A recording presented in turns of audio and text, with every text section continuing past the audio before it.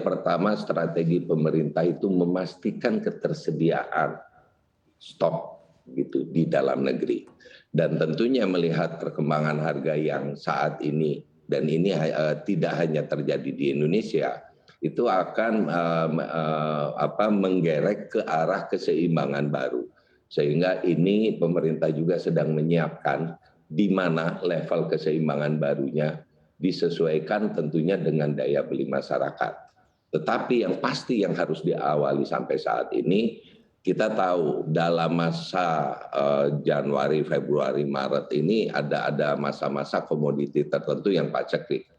Ini tentu harus kita pastikan ketersediaannya. Contoh ketergantungan kedelai untuk pengrajin tahu dan tempe, tetap kita pastikan ketersediaan harganya dan kita komunikasikan dengan pelaku usaha untuk tetap mendorong pengrajin tahu tempe tersedia barangnya dan tentu harga harus disesuaikan tetapi dipastikan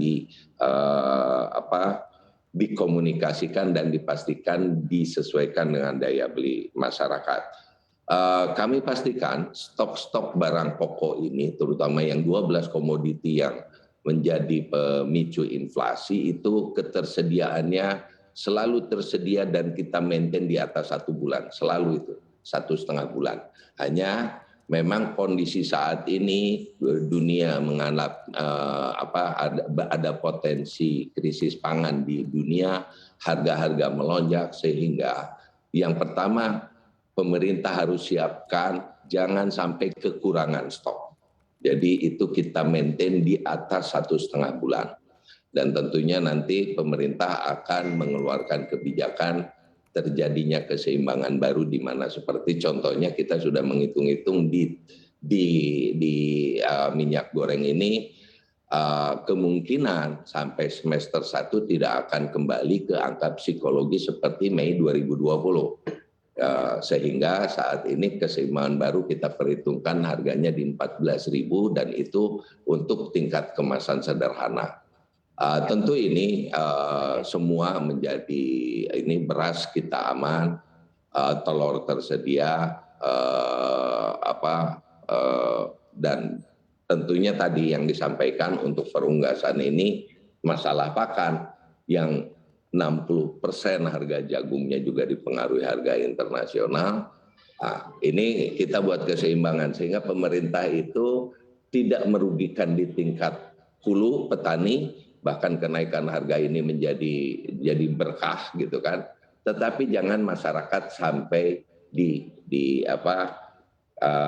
dihadapkan pada kesulitan dengan harga tinggi. Ini yang kita buat keseimbangan baru.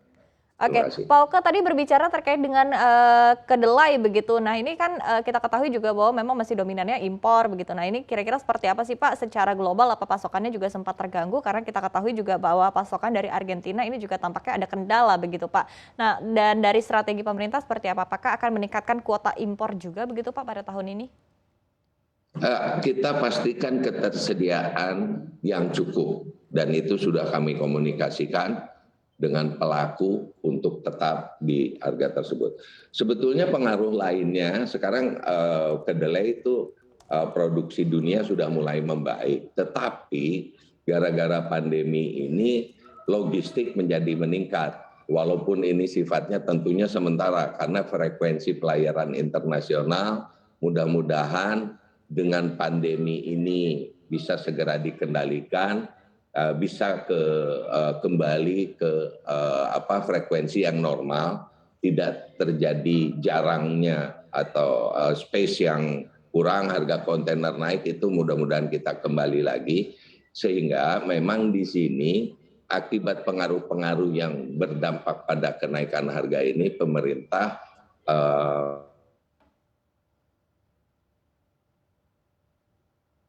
mulai menggeliat lagi nih ekonomi. Kalau stok tidak tersedia, pasti akan jadi repot. Dan harga tentunya kita melihat kesetimbangan baru dalam periode tertentu ada bentuk-bentuk intervensi pemerintah sebelum kembali ke mekanisme pasar.